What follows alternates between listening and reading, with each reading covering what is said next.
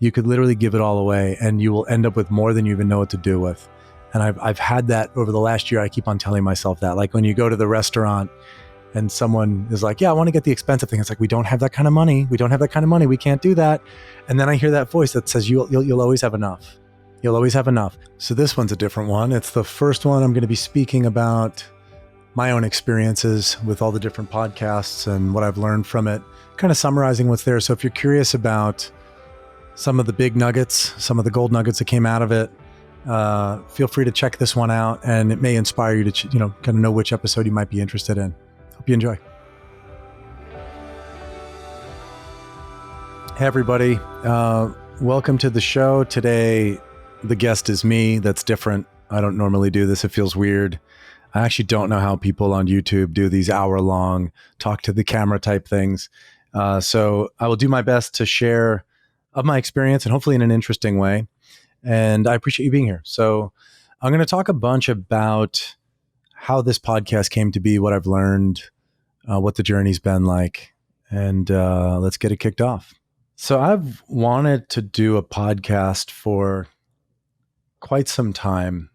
And I think the hardest piece of it for me is like, well, there's a lot of stuff I like to talk about, similar to Christina Wallace that we had on the show. I think I didn't even realize I was kind of like living the portfolio life and the portfolio career. And so I always struggled with like, what exactly would I be talking about? Would it be an aviation thing? Would it be a music thing?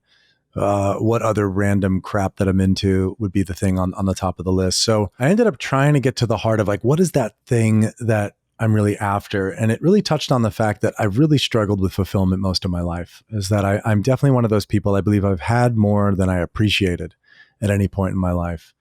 And being surrounded by the people I've been surrounded with, again, growing up in an aviation company, being around some of the most wealthy, successful, influential people that were living in the lap of luxury, I really wanted to touch on like, what was missing for them? And if they don't feel fulfilled, how am I ever going to feel fulfilled? So I've been chasing this external dream for most of my life.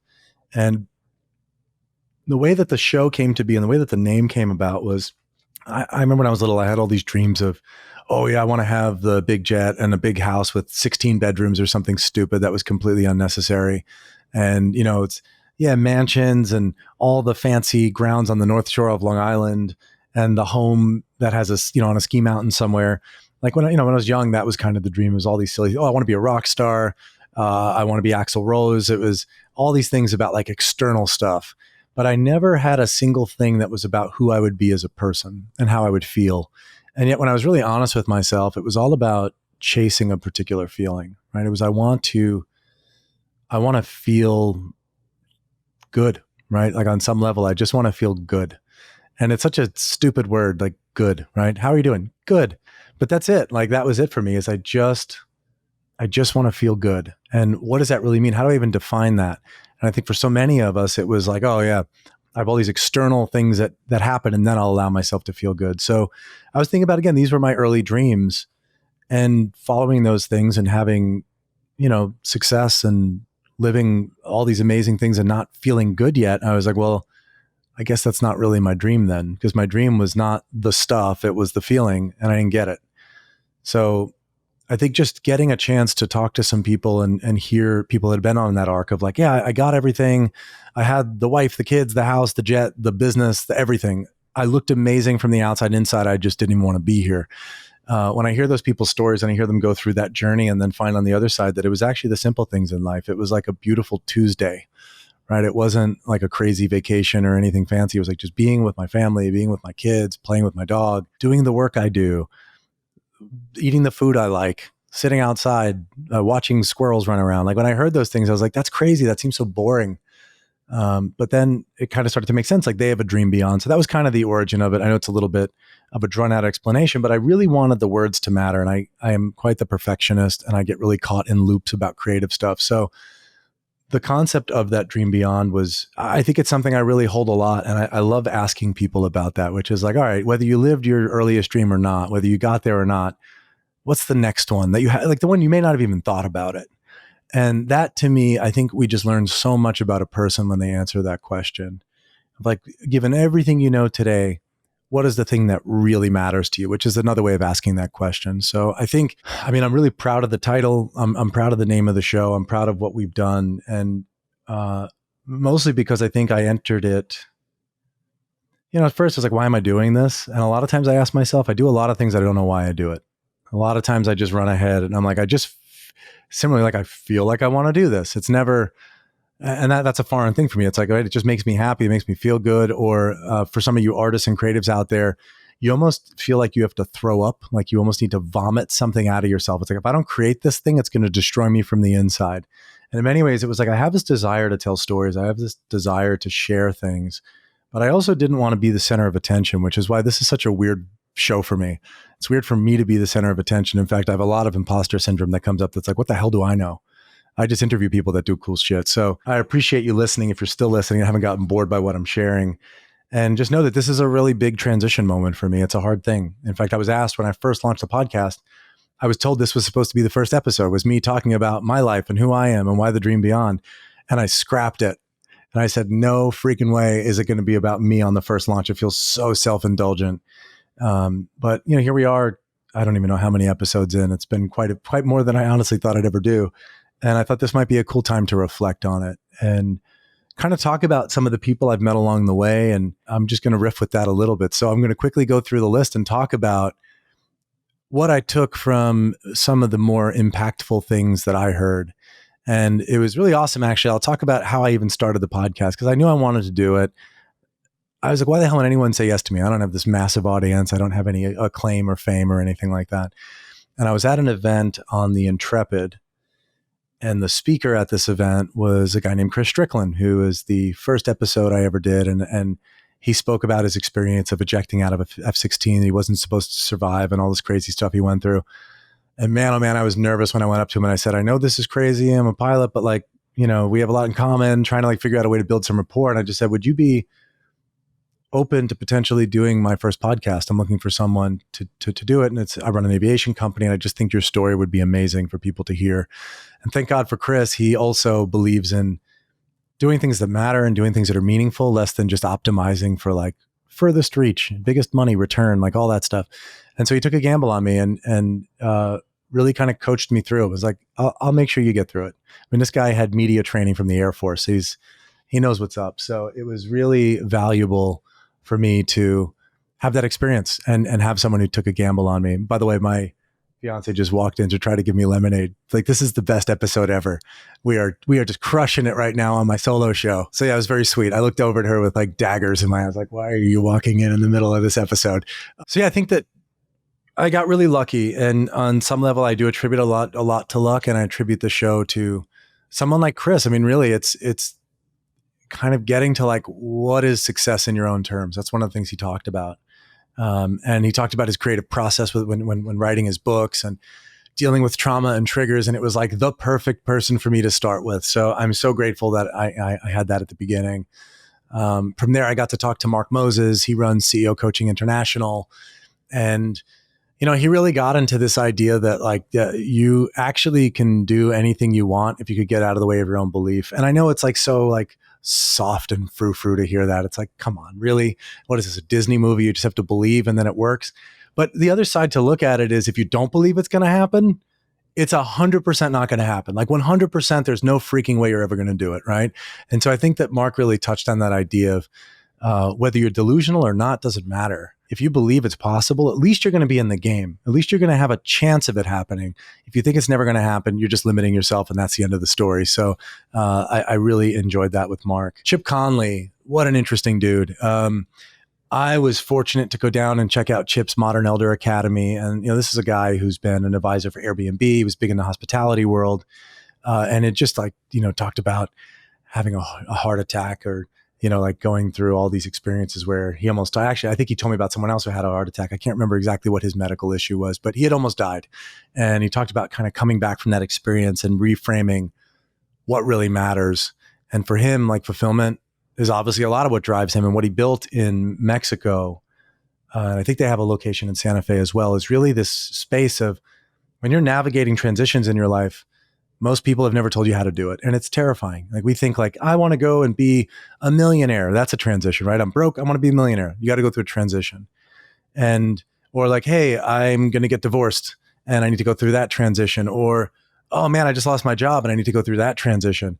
We're never really schooled on how to do that stuff. No one gives us those tools. And so many of us, I think, have this, again, Disney movie perspective of like, it's going to be so amazing when my life changes. And it's like, yeah, it will be amazing when you're there. It's going to suck getting there though. Bringing all that baggage, like having a part of you that has to die so that a new part of you can be born. So I really appreciate kind of hearing what Chip was up to, and this idea of like what they're doing is alchemy. It's really cool to see what they're doing. And again, it's like, this idea that people get old and then they're useless and you just put them out to pasture, it's insane. And that's what I think what Chip was really talking to is we're living longer. We have a longer health span. We're not just going to sit in homes and rot and watch bullshit TV.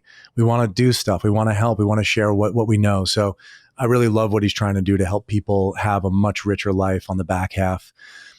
John Levy, my buddy John. John is a maniac. I love him. And hearing him kind of talk about, in so many ways, it like really broke me down when he started talking about how lonely people are and how much we crave that connection and this inverse relationship between money and community, that we are designed, we are wired, we are fundamentally, emotionally designed to connect. I get it. I've heard all the stories. I understand why church communities exist. I've rationally grasped the idea, but when John was talking about it, and he was just talking about how deeply alone we feel, how upset we are, and how it's almost like the more alone we feel, the more we chase that success, the more we're like, if I could just do more, then people will want me. If I could just have the bigger platform, like then I'll be the person on stage that everybody wants. But the reality is that it's almost like the more successful we get, the smaller the connection is, like the less people can have access to us because we're just so damn busy all the time. We're burnt out, which we did speak about with Brittany as well when we talk about managing burnout. So it's again, John, I always saw as like this rational thinker, but to meet his emotional side and hear him really talk about, he's a new dad. And it's like, just, I'm moved by him as a person, bringing these big ideas to companies about like, how do we really create connection within an organization? How do we do the stuff that matters and not lose sense of, it's not just a big P&L. It's actually a group of people all working in a shared goal and trying to have a space where they also feel good. Going on to Elliot Bisnow is like probably one of the most impactful people in my life. And he founded Summit Series, and Summit really was kind of when my life started. It's like the first time in my life I found my tribe. I love what Elliot said. In many ways, he kind of blessed what I had chosen to do, because I'm like, why do I do this podcast thing? Like, is this really the best use of my time? And when he said, you should just live like you have a podcast, no matter where you are, just ask people questions, talk less, ask a lot of questions. And again, that is such a great reminder for someone, especially like me, who feels like my value is by being the smartest person in the room. Like I have to be there, like giving answers and acting like I know what I'm supposed to be doing all the time.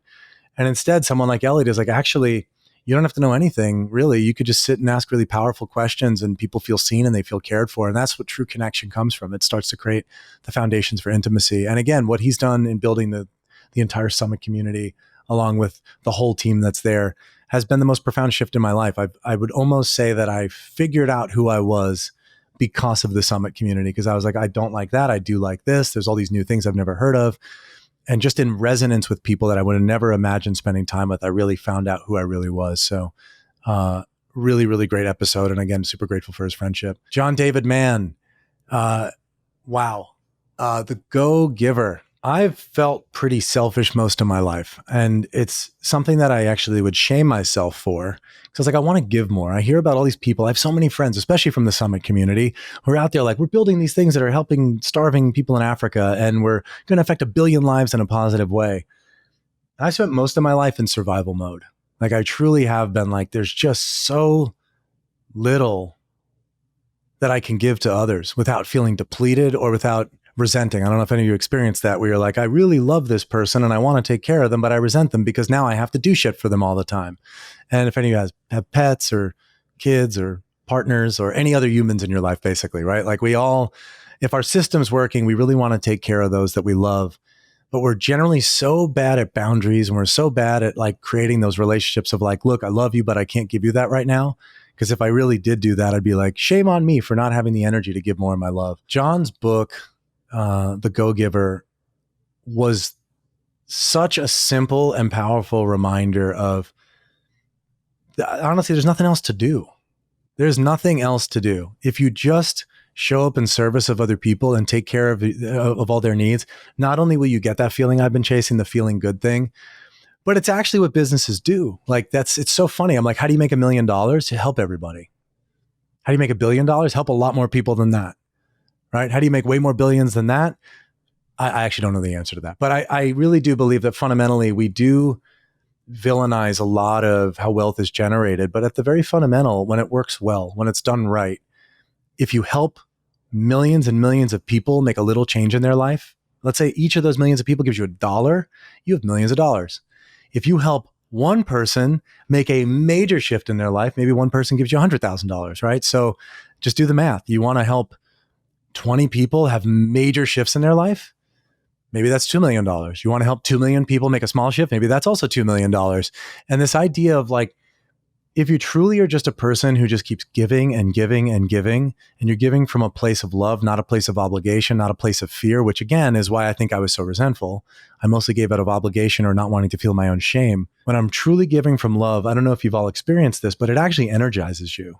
Like I've had times where it's like, oh my God, the dog wants me to take him out. I'm just in like that moment of falling asleep. I really don't want to deal with this shit. But then I take him out and honestly, I feel really good. Like when he looks up at me on the way up the elevator, on the way back, and it's just like, thanks, Dad. Like there's something really, really beautiful about that. And I think that in many ways, the biggest lesson I took from this that played out in other ways is the inverse of that. I'm not good at receiving. That's why I was so bad at giving, because I couldn't even receive the gift.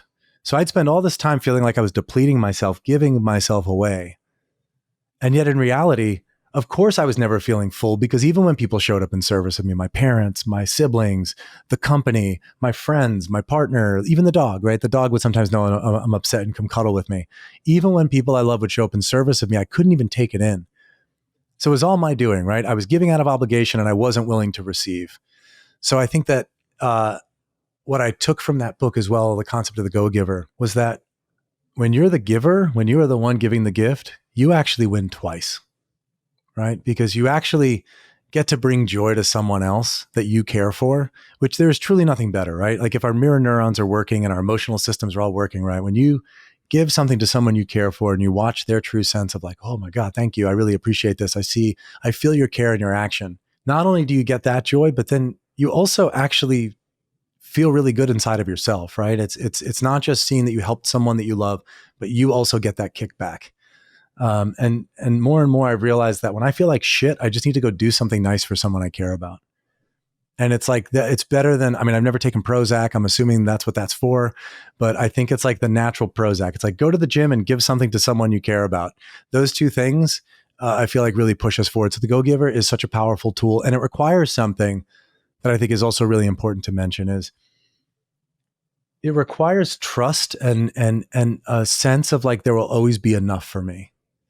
And that's also why I think I really struggled coming into this last year. And because of a lot of these podcasts, that's been a really beautiful shift in my own mind is I had a lot of scarcity around money. Grew up, we always struggled in the business and we were middle class around a very wealthy people.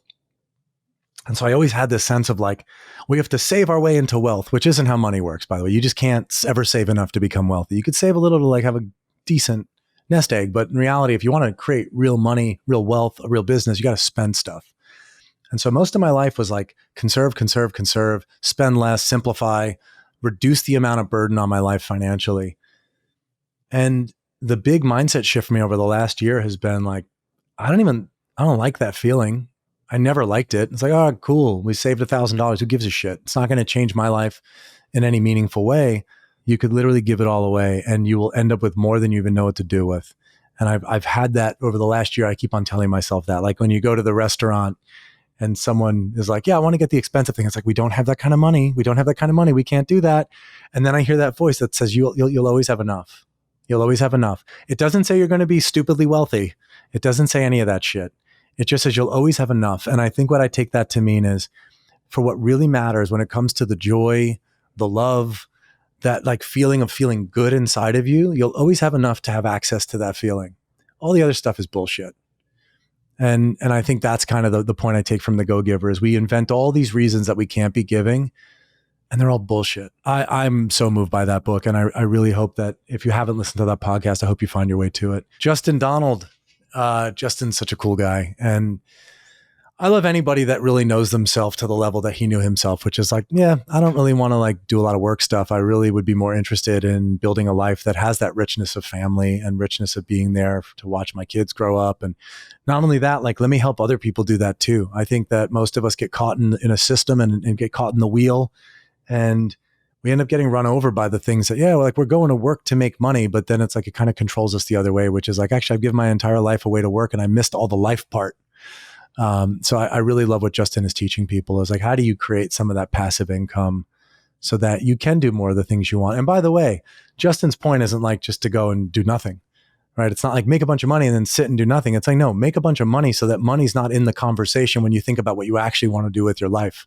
You can remove that as what it is. And again, for some people, it's like, I love my job. I work my ass off. I get paid well. Great. I support that too. I really love though his message. Again, it's like rich is having a lot of money. Wealth is having a lot of time, right? So like he's really defining it as like, don't chase the money piece. Find ways to have more time in your life. If that requires lots of money, then figure that out too. But again, it's like breaking that trap of consumerism, finding what really real financial freedom is, and changing the relationship to money, which is it's the number one reason people get divorced is money, right? It's the most taboo thing. You could talk about religion, politics, sex, anything. You could talk about just about anything in America. What you can't talk about is money. You can't go to a person and say, how much money do you have in the bank? How much money do you make every year? It's like the biggest taboo subject. So I think Justin is really helping people shift their relationship in that way. And it was, again, I don't think anybody's saying anything earth shattering here. There's no like, wow, I've never thought of that before. It's like, these are all reminders. And I think that's also an important thing to realize is this show is never meant to make you feel small or less than, or like you have so much more to learn. It was actually more here to say like, you already know this stuff. You fundamentally know it. We just forget, right? We forget. We knew it when we were little kids. We knew it when we would like play with other kids and share our food and not get caught up in all the bullshit that we do. It's like we were good people. We all start out as good people and then we forget all this stuff. And so I think this podcast was really a chance of saying like, you already know this. Let's just give you a little kick in the ass to say, here's who you really are. And I think Justin does that in a lot of ways, which is like, money's not the most important thing, but so many of us live that life that way. Anna Yusim, I have somehow turned into a spiritual asshole. I don't know how that happened. I talked about it on the show. I went from my Catholic upbringing to being an angry atheist to being a tepid agnostic. And then winding up like, all right, I'll be like spiritually agnostic, which is like, I'm kind of secretly spiritual, but I'm going to say agnostic so that I don't get made fun of. And then it got more and more spiritual. And then I started to notice that I was just lying to myself about how spiritual I really am. And Anna, in many ways, gave me permission to realize like, well, if the name of the game is feeling good, science would suggest, psychology would suggest, and statistics would suggest that spiritual people and people that believe that there's something outside of themselves are happier people on average. So knowing that my goal was to feel happy, it is in my best interest to find some sort of spiritual connection. So here's what I'd say. If you don't agree with it, fine. I'm okay with that too. I hope you find something. I hope you're just happy in whatever experience you have. My goal was never to spread the message of spirituality, tell anyone that they're supposed to believe what I believe. To that end, if you're not happy and you don't believe in anything, maybe just consider that finding something outside of yourself, whatever it is, make it up. I don't care. Make a fake thing. Like one of the most powerful things someone said to me, I was 27 years old and I was getting a massage at Massage Envy of all places. Like, this is a dumpy massage place. Sorry, Massage Envy. I'll never get a sponsorship from them, but I'm not seeking money anyway, so it doesn't matter. But it was like, it's not dumpy. That's not fair. It is mid-tier at best. It is a mid-tier. It's the Chipotle of massages. When I was there, I was really lucky to have this guy, Rocco, who was this like little old Italian man with these just brick hands that would just drive his fingers right through me. And I was talking to him about spirituality and stuff like that. And he said to me, you never need to apologize for creating the myth of your own life. I really sat with that. Like, what the hell does that even mean? And as I've gotten older, I've realized that no one knows, right? Like nobody knows. Anyone that tells you that they know, they're full of shit. They're absolutely full of shit. We all have ideas. We all think, like it could be this. And I choose to believe it's this. But if someone tells you like, this is definitely what it is, bullshit, bullshit, bullshit, ignore them. If they're in your family, don't ignore them. Maybe just look the other way around that topic.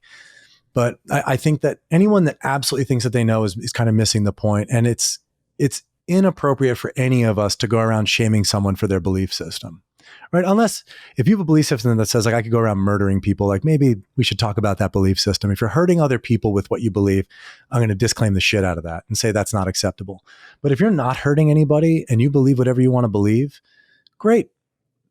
You should be allowed to believe that. And that was why I think Rocco's feedback was so important for me, because I'd been so afraid of disappointing people with what I believe in, of like having people shame or judge me for like, you asshole, like, don't you only believe in science? Like, how could you believe in spirituality? How can you believe you go anywhere when you die? I was always afraid of that criticism and judgment, but that was the permission of Rocco. And so it's like emotionally, he gave me that permission. But then Anna kind of sealed the deal for me and said like, look, science would suggest this is in your best interest, right? It's in your best interest to believe in something. And the fact that Anna's taking it to the next level and really trying to figure out like, what is that connection between spirituality and mental health? And so, I'm really grateful for that conversation. And as I'm talking, I'm like, basically this podcast is building Nick. Like I should have just called it like constructing Nick, because this is really what it's turned into. It's like I basically have asked people questions about the shit that I really struggle with, and they give me these amazing answers, and I'm so much better off for it. And then I hopefully have people listen as a fly on the wall and learn something from it. So I'm a lucky person. The next person I spoke to was Connor Beaton. Again, Connor's like just a cool dude. A lot of times I see speakers that talk on a topic and I'm like, I don't care, because I'd never want to be you, right? You're like, I don't know what, like you'll see like a fitness coach or you're like, you don't look good though. You don't look like you take care of your body. Or, again, it's like it would be like getting a style consultant who dresses like shit. Like Connor's living it. And he's like, he's just like a cool dude. He's like he's the masculine, if it was truly the evolved masculine. And he's got so much heart, and he's so calm and compassionate and able to show up with his hand out for people that are, for men that are really struggling. They're really in a dark space. And I mean, man, with him, I just love more than anything. I don't know if this was a meta message or if he actually shared this, is I grew up with the concept that I think most of us grew up with masculinity is like masculinity is the hard shell. It's the, I don't cry, it's the pat on the back. Like, you're okay, right? You're doing good, right? Instead of saying like, how are you feeling? How are you feeling right now? It's the shaming the emotion. It's the shaming anything other than anger. Anger's totally fine, right? As like a dude's dude, you could run around being pissed off all the time. But it was interesting to hear Connor kind of talking from such a deep level of vulnerability, and the stories he shared in his book. It's like, oh my God, how did you put that out there and not just crawl under a rock? And I think that is the invitation of that, is all that shit that we're so afraid someone would know about us is exactly where we need to be, right? It's exactly where we need to be, especially as men. And if you're a woman who's trying to support a man, it's that too. It's that reminder of like, it's okay. It's okay. Like, I understand you're angry, but I want to know what you feel underneath that. And I just recently read Brene Brown's view on anger. And she has this argument that anger is a secondary emotion. It's not a core emotion. And we define anger as a core emotion. And she even says a lot of the experts disagree with her. But, I got to say, looking at what she said, I kind of happen to agree with her. Is anger is the indicator of a deeper emotional experience that's going on that we're not willing to face. And that is absolutely true for me. It's I'm pissed off because whatever it was, we had a bad year, right? Like we had a bad year in the company, blah, blah, blah. So I'm pissed off and I'm angry. I'm going to go throwing shit all over the place. But really what it is I'm afraid. And that's the thing that's not safe to say. And I really like that Connor just being Connor inspires us as men to say more of that stuff. It's like, yeah, I'm afraid. I'm scared. And I know I'm supposed to have this idea in my head from the way I was raised that like, what woman would want to be with a guy who says he's scared or less than or fearful? Don't women want this like alpha jock asshole who has no emotions outwardly and just like, I got you no matter what happens and I'll beat the shit out of anyone that comes near you. Like that's always the idea that I think many of us were raised on. And I know Hollywood didn't help with that at all.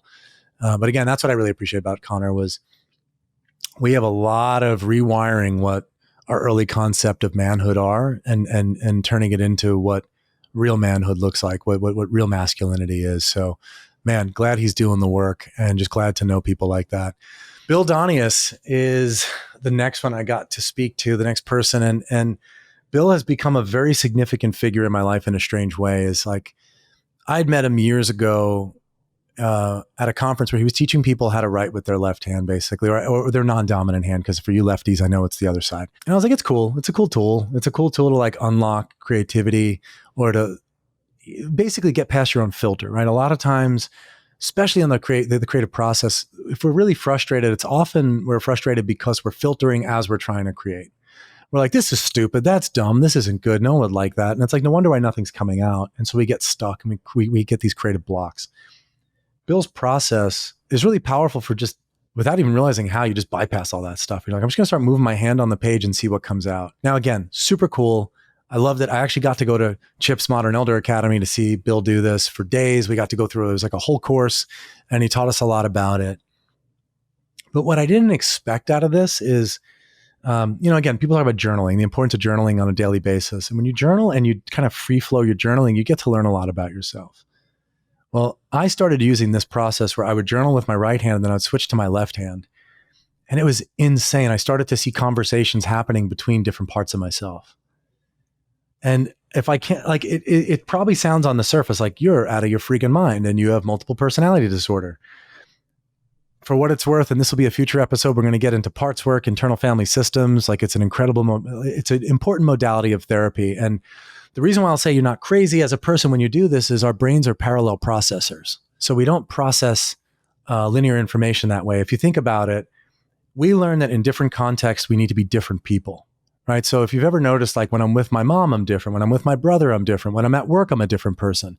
And it's not like we're trying to be different. Our brains actually just do different things because they are parallel processors that learn different contexts. So what I didn't realize is by doing this right hand, left hand writing was that I actually got to meet my different processes. I got to see my parallel processor, and I actually got to have conversations between different parts of myself. And that allowed me to almost support myself in a way like normally I'd have to go to therapy or get a coach or have someone say like, did you hear when you did that? I'm like, no, I didn't even notice I said those words. Now I'm doing it between my hands. Now I'm literally doing it by myself in a way that was really cool. And so I would honestly say that of almost every process I've tried, this has actually become part of my daily practice. Every day I do left-hand writing. And I've found out stuff about myself that I could not even imagine. So like as an example, I would write something like, hey, I woke up kind of feeling off today and I don't know why. And I'm sure you've all experienced this, right? You wake up, you're like, was it a dream? Did I not sleep well? Did I eat shitty food last night? I don't know what it is, but I feel off and I don't know what that is. So I could write with my right hand, hey, I'm feeling a little bit off and I don't really know what to do about that. Can you offer me any wisdom on it? And then I literally just switch hands. And without thinking, I just start moving the hand and it'll tell me some deep shit. It'll be like, well, there was a comment that was made yesterday and that really upset you. Like, do you even recall that? Then I switch to the other hand. No, I actually don't recall that. What was it about that? That was so upsetting. I switch back to the left hand and it's like, well, it was upsetting because it actually scared the shit out of you again. And it's like, I'm not usually willing to go down to that level. And so I found that by writing with the other hand, it actually allowed me to bypass that masculine shield. Right. And maybe on some level, as I'm talking, there's almost this crazy wisdom in the order of the podcast, but it was like Connor showed me that I have this incredible shell that's like, I can't go inside that vulnerable core, God forbid. And then Bill, on the other hand, showed me how to get in there. And it's almost like a sneaky fuck. Like you're like, I'm going to sneak past all the like cameras and alarm systems. I'm going to get right into the core and I'm going to watch it right out on the page in front of me. I was like, whoa, that's pretty amazing. So again, Bill's methodology, Bill's practices, like I highly, highly encourage people to look at the work he's doing. None of it's that complicated. That's what I love about all these. Nothing anyone shared on the podcast is all that complicated. It's pretty simple stuff. Literally, it's just switching hands with your pen and trying to see if you get out of your own way and just write without thinking. Like move, make scribbles. If you're curious about it, again, like check out the episode, check out his work. It's really great stuff. On to that, we ended up with Peter Shallard, and Peter is literally like one of my dearest friends inside Circle, someone that has shown up for me. Like, like the kind of friends that would sit you down and have an intervention. Like that's the kind of friend Peter is. He'd be like, hey dude, you're fucking your life up. And it like says it in the most loving way. And don't worry, it wasn't like a drug intervention. It wasn't like a drinking intervention. It was just like hey Nick, you really struggle in intimacy. And I want to point that out to you. I want to point out to you that you're someone who really is you're afraid of losing yourself in relationship to another person. So that's why Peter really knows me. He's super on the inside circle. And I never know what Peter and I are going to talk about. This episode was really fun for me because Peter is truly one of the smartest people I know. It's like, when you have someone in your life that no matter what you say, they can offer something of value, but not even something of value, something that's like on page 34 of this book by this author you've never heard about, there was actually this comment that speaks exactly to the thing that you're talking about. I'm like, Peter, what the hell's wrong with your mind? Like, how do you have all that shit in there and then still like have a loving family and like show up with high emotional intelligence? He's the most confusing person I know. He should not exist as a human. And that episode was fun for me because we really talked about the permission to make mistakes. And I think that entrepreneurship concept of like, I don't want to climb the wrong ladder, and him saying like, well, actually, you should just climb the ladder. I don't even care what ladder is, just climb the damn ladder, because when you get to the top of it, there'll be a different ladder you can climb. And if you just stay here, you're only going to have the same shitty ladders in front of you. So that episode was really great. It was really just the permission to, we're going to make a lot of mistakes, and that's fine, but it's not really a mistake if you learn from it. And when you look at your life backwards, like this, I think was the real meta blessing of what Peter was saying. From any point you are, if you just stop and you turn around, you'll realize your life is this perfect tapestry of climbing the most random ladders. And therefore, they were all pretty damn great in their own way. They were all the ladder you needed to be on. And again, there's a lot of other stuff he spoke about in the episode, but that's the thing I really took away from it is, yeah, it's super confusing going forward. It makes no goddamn sense. Like, I have no idea. When I look at my life going forward, I'm like, how the hell is this happening? Or how did I get here? Or why is this the shit that's coming up right now? Or why did I break my knee in 2019? Like, all these things made no sense. But when I look backwards, a great example is my knee. When I broke my knee, I look backwards on it. And at the time, I had put myself into Krav Maga so I could overcome that feeling of like, I got bullied as a kid and I want to feel what it's like to be a man in my body. I want to know what it's like to feel like I could protect myself and the people I love, that I wouldn't just like pee myself if someone tried to attack me, which by the way is what happens if someone pulls a gun on you, apparently. I thought about it. I was like, yeah, I'm going to do this thing. It was great. And it was the best shape I ever got in my life. I was at the point where I was doing like ropes courses and all these crazy things. And I felt like, wow, I'm a machine and I'm a warrior and people are afraid of me. And the worst part of it all was that I didn't do it out of self-love. I was actually self-abusing my way into shape. It was like, I'll finally be lovable enough if I had a six-pack. I'll finally be lovable enough if I could swing with one arm, or if I could, not feel afraid when someone is, physically threatening me. And I'm almost so glad when I think about it. It was almost so perfect that I broke my knee, because I had started to over-identify that I am my physical self. When I broke my knee, I was like, well, I'm more than my broken knee. I'm more than the person who has to sit on the couch all the time and has to be like ushered around and needs the help of other people. So yeah, how the hell does this work so well? Grant Corrigan was next. In many ways, I didn't even realize I was teeing that up. So Grant Corrigan is the lesson of what my knee was, and I never made that connection before. It was a tough one for me, and it was a tough one for, I think, anyone listening to it. Grant's story, and please go listen to the whole thing again. I mean, my encouragement is, I'm sharing what I took from these things, but the depth and the nuance of what they shared is so powerful. Grant was like the guy who had everything, like good looking dude, doing crazy stunts, like just master of the universe. Breaks his spine, loses his ability to move from his waist down. And this idea of like, he kept on saying like, we'll suffer until we get the lesson that's coming for us. And I think that was the point of my knee. And I asked Grant, like, what is the lesson you were avoiding before you paralyzed, like you paralyzed yourself essentially, like got paralyzed from the fall? He said, I wasn't willing to receive the help of others. I literally had to be bedridden and incapable of moving to learn to receive the help of others. And on some level, that was my knee for me too. It was like I had over-identified as like, because I'm now stronger than I was and because I now look better than I did before, somehow I think I'm better. But man, that is just setting someone up for failure, because it's like, I don't know if you remember how the back of life goes, but it's us falling apart slowly. It's like watching our skin start to do funny things and we can't do the things we used to do. And so I'm like, in many ways, it's like such a gift to get the lesson instead of slowly suffering the fear of death and trying to stop the aging process. I think that's really what I took from Grant was like, in order to live well, you have to know how to die well in some crazy way. And right. And like, we're not dead. But a part of us dies constantly. There's moments in life, there's those transition points, going back to the whole Modern Elder Academy concept. There's these transition points where if we don't die well in those moments, we suffer that transition way longer than we need to. And I think that's what Grant showed, is like he got in a lesson that I hope none of us ever have to experience, to learn that lesson of receiving help or whatever lesson's trying to come for you that you're not willing to open the door for. And in many ways, that was the blessing of my knee, as well as 18 months of losing a sense of my ability to be autonomous and move and needing people to bring food and do all this crap.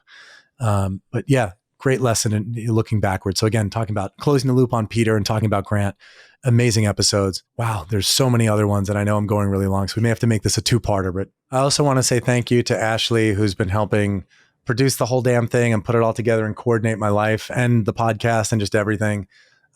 She's literally sitting, watching me as I do this, because I realized I couldn't do it by myself. So Ashley, thank you for being the audience of one that gives me all the juice to do this stuff. So the next episode was Christine Meyer, who I met years and years ago. And like the standout moment when I met Christine was we were in like a CVS or something like that in Sedona, Arizona, spiritual vortex capital of the world.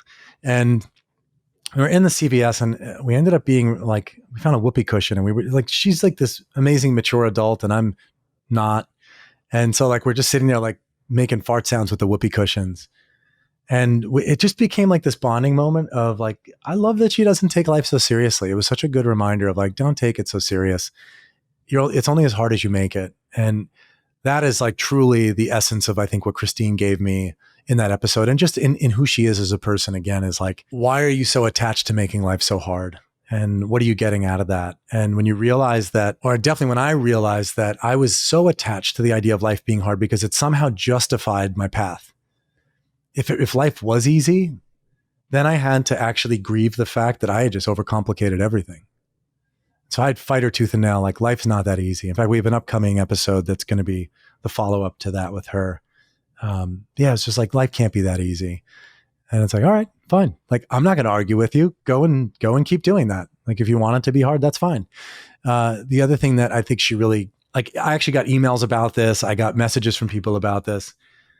My question, which was so misguided in hindsight, was, hey, so how do you learn to be with the discomfort of desire? How do you learn to be with the pain of wanting things that you don't have? And I'm expecting some like process for learning how to like, yeah, this is how you hold that discomfort. And she just like hit me with the most unexpected response of, well, you shouldn't feel discomfort for wanting, and you shouldn't have any negative experience of desire. That would suggest that there's something else going on there for you. Ugh. Like, it was like, shit. I shouldn't have even brought this up. Like, why did I bring this up? Now I have to process this hard reality that I don't allow myself to want without shaming myself for it. Without, like, there's always this other voice. We talk about parallel processing, like the internal family system stuff. One part of me says like, I would really like this thing. And another voice inside my head goes, you ungrateful piece of shit. Like, how dare you? How dare you want this? Like, you should be grateful for what you have. Why do you need more? And it was hard to hear that. It was hard to process that. Like, I mean, again, Christine would not encourage me to be so hard on myself, and nor do I want to be, and nor am I that hard on myself. I'm being a little bit facetious, but it's real. It's real that there's this, I want, and I immediately shame that desire. I immediately have this, like, am I ungrateful? Like, there's people that have so much less than I do. How could I dare want anything more than that? And I think that that's something we need to give ourselves a lot of permission for, which is like, we all have our experiences. Right? We all have our experiences. We all have our station in life. We all have whatever journey we've been on. And so often, like, it would be a losing game in hindsight to say the only person who can feel like they have enough is the one with the least in the entire world, because everyone else, there's someone who has less than you. Like, it just doesn't make sense. I do think that there's something to that for a lot of people. And I got quite a few messages from others saying like, that is such an unlock. I have not allowed myself to have desire and want, which tees up the next person who is the perfect person to talk about desire and want, which is Jaya. Jaya's episode was the scariest. I talked about it in the episode. It is absolutely still probably the scariest episode I've put out. I kind of blocked it out of my mind. So even now, as I'm like looking at some of the old notes, I'm like, oh my God, that is so terrifying. And I've had people mention it to me like, oh, you remember when you said this in the Jaya episode? I'm like, oh God, no. She is helping people overcome so much trauma in so many ways And the way that she views life is like, it's supposed to feel good, right? Like truly, if you know, I was searching for like, I want to feel good. And then you have a person who's like, it's all supposed to feel good. The whole damn thing. It's all here for you. It's all the fruits for you to enjoy, and not in like a hedonistic way. And that's, I think, partly where like I had this part of me that, again, like I want life to feel good. I want to chase feeling good. And the counter argument is always like, well, then you're just going to end up on a hedonic treadmill. It's just going to be more and more and more. Just start doing cocaine then until you drive yourself into the ground, because that's that endless seeking more and trying to like keep dopamine, dopamine, dopamine. I really like that her perspective is like, no, like it all should feel good. Even not doing should feel good. Doing nothing should feel good. And of course, like the sex topic, it's like, we're not allowed to talk about that. That triggers all my Catholic upbringing and guilt. But yeah, I just love that she stands for, and I mean, the courage it takes for a woman to come out knowing about like all the slut shaming that goes on in the world. It's like, God forbid you're a woman who's pro sex. And then it's like, we're going to talk about all this negative stuff and shame you and try to attack you. And she's like, I don't give a shit. This is my calling. I'm going to go out there and make sure that everyone knows that they are allowed to feel good in their body. In fact, that's the whole freaking point. Like we said before, if giving, like going back to the Go-Giver, if giving doesn't feel good, something's wrong. Something's wrong. Someone told you something that isn't true. Someone maybe did something to you that is not right. And so Jaya is not just saying like, go do things that feel good. It's like, also face the darkness, face the trauma, move through those things. Make your system work. You should feel good in your body. And that's really what this is about. And again, her concept of sex is not just like the physical, like I want an orgasm. That's not what this is about. It's about, you should feel pleasure in your body no matter what the hell you're actually doing. If you're working, playing, sleeping, laying in a bathtub. I feel like I just turned into a Dr. Seuss rhyme, but I love it. And I hope to hold Jaya's concepts more in my heart. My God, there's been a lot of episodes. Divya is really speaking on a topic that I've been really curious about for a long time. And I grew up with a lot of autoimmune stuff, a lot of digestive issues. So it's been really hard for me to get that mind-body connection working and to feel like that whole totality in self. So again, talking about like Jai is talking about we should feel good in our body. Divya is talking about like the actual ways that for thousands and thousands of years, the oldest system of medicine and self-care is Ayurveda. So I think it's something to pay attention to. And it's easy to be like, modern science is better. Not really. Not really. When you look at like the amount of health epidemics that are going on in this country, mental health, physical health, overweight, like all this stuff that's going on, it's incredible that we just discard this information. It's like, hey guys, we spent thousands of years optimizing this thing, maybe pay attention. So Divya's on the front line showing people how to do it. And yeah, it's fantastic. It's a really beautiful thing to do. It sometimes seems really hard and scary. And we've all heard it, right? Exercise, eat well, sleep, listen to your body. We've heard it. Nothing here is groundbreaking or earth shattering. Do it. Just do it. Like I struggle with it too, but there's something to that idea of really starting to find that inner wisdom. And that's what Ayurveda is. It's really saying, how do you connect with that inner wisdom? Your body knows what it needs. Quick story here is you may have heard of stories of like women in Africa that would eat the clay. There was a certain clay that they would eat when they were pregnant. I hope this is accurate, but somehow a scientist or some groups of researchers had tried to figure out, like, why are these women eating the clay? And they found that they actually had a mineral deficiency and the clay had that exact mineral. And so it's like, there is something to our inner wisdom that we actually know what we need if we listen and we stop, numbing ourselves out with all the other crap that we do, which is like shitty food, whatever, over caffeinating. I love ice cream, but it can be a real downfall for some of us. On to Christina Wallace. Man, I want to be Christina Wallace when I grow up. Just someone who is just everything, right? It's like the artist, the parent, the Harvard professor, like just damn, she's just got it all going on with the portfolio stuff. And I did not know about portfolio life or portfolio careers until I spoke to Christina. And it just, again, gives people permission of like, don't be one thing. Don't be one dimensional. Honestly, this whole like, master of, or jack of all trades, master of none bullshit. No, like it's a good thing. It was originally a compliment.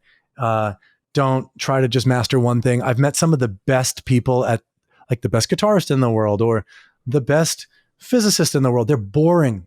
They're boring people. No offense to them. Like I admire how hard they worked on things, but one note people are so boring.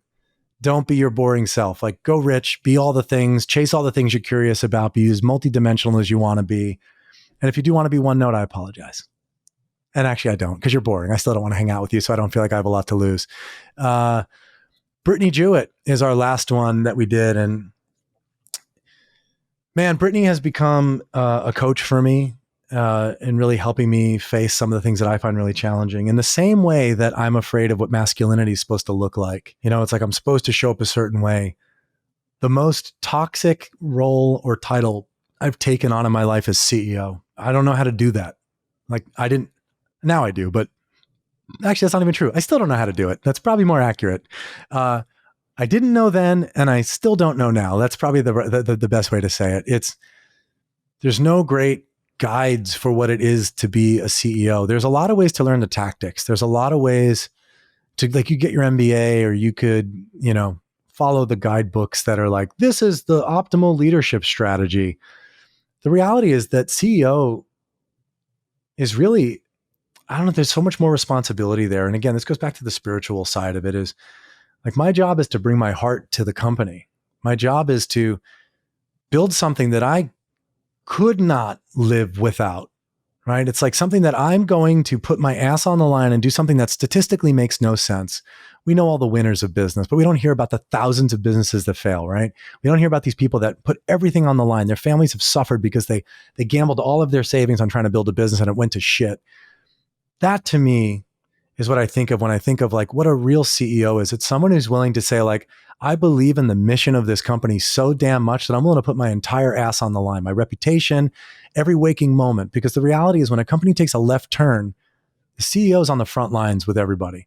It's true. They're going to build a team. They're going to do all that stuff. And yeah, we're going to build my executive team. I'm going to have them handle all the day-to-day.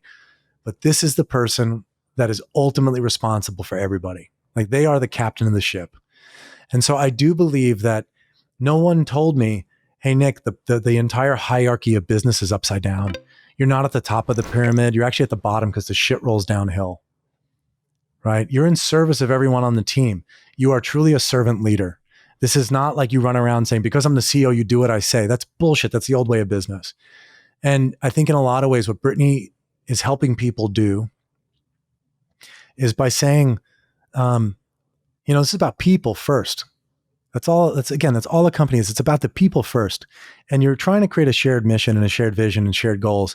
But you have to treat people well, because they're not machines. They're not these things you plug in and you don't just buy a new one and then exhaust it and throw it away and buy the newer model. How do we actually show up in service of the people that are in our company? And how do we both have the hierarchy of, like, yes, I have a title hierarchy. I am above people in title. I am no more valuable than any other person as a human. Brittany's helping people bring that to their leadership, and she's helping me do that too. So I'm forever grateful for what she does and how she does it. And, again, it's what I love about her is she has no ego. She doesn't have, like, she's just so humble about, like, she truly is in service. And I think that's why a lot of her work is for nonprofits. So I'm very lucky that as a for-profit company, I get to have someone like that as a resource and someone to guide me. So with all that said, here we are. I'm way over time from what I expected to do, and we completely went off script from what we thought we were going to do today. But I will say some closing thoughts. I can't believe that I get to do this, actually. Like, I can't believe that, of all the things I got to do in my life, I've had a dream as well of having a voice that mattered. And in much of that, it was because growing up in the way I grew up, growing up in the Catholic Church and growing up around the school system I was in, it was kind of like, hey, don't shake it up too much. Like, get in line, do the things that you're supposed to do and get good grades at them. And this is not the teaching of my parents. That was never, they shook it up by building an aviation company. But I think that generally speaking, we're actually afraid of people who have something to say that's different.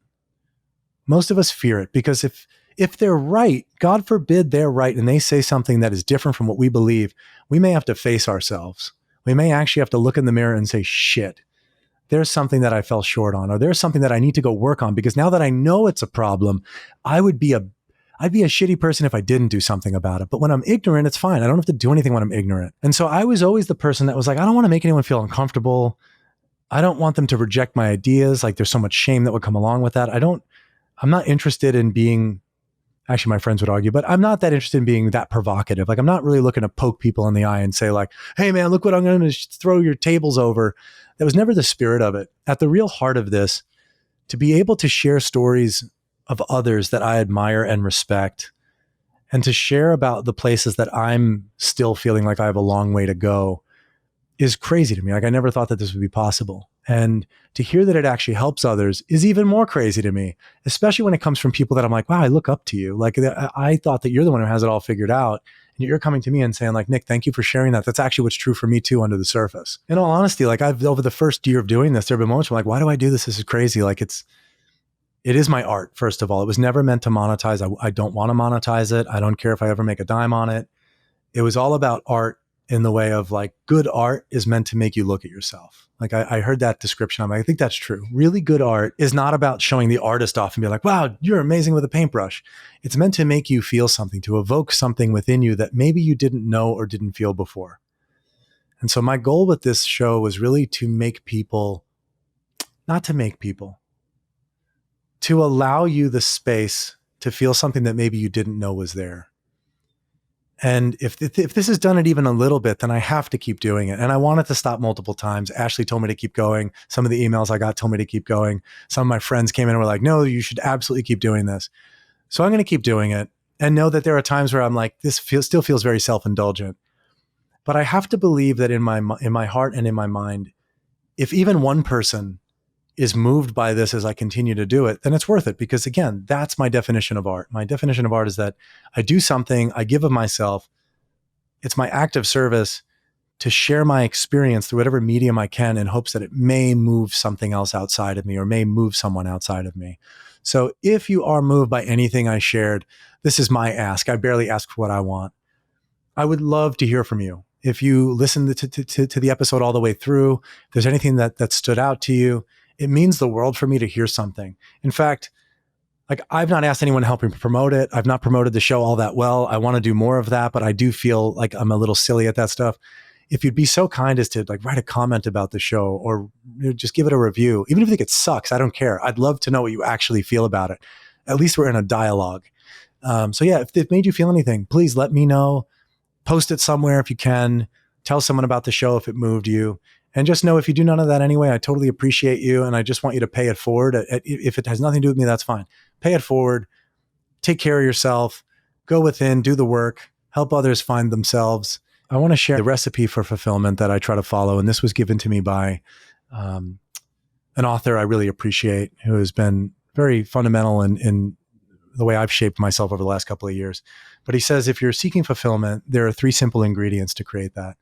And the first is about making art. And making art just means making anything a little bit more good, true, or beautiful. Seeking novelty, which is doing things you've already done, maybe a little bit differently, or doing things you've never done before. And the third thing is being of service. And he defines being of service as just help people figure out the first 2. Right? So that's it. Make things a little bit more good, true, or beautiful. I love that.